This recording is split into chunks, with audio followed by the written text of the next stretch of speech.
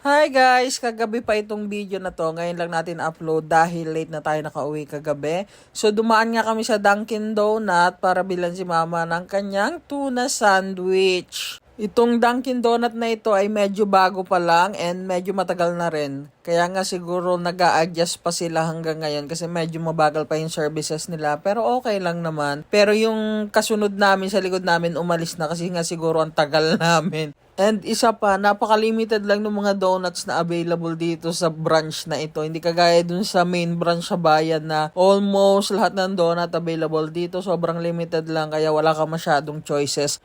Kaya we end up buying na lang ng icy choco and yung tuna sandwich ni mama. And yun yung nagpatagal, yung tuna sandwich ni mama. Inabot kami ng almost how many minutes para lang ma-order yon. And therefore, I conclude na totoo nga ang chismis na nababasa ko online. Na wala nga masyadong available na donuts dito and yung services nila medyo hindi pa maayos. So, sana mag-improve pa sila sa mga darating na panahon.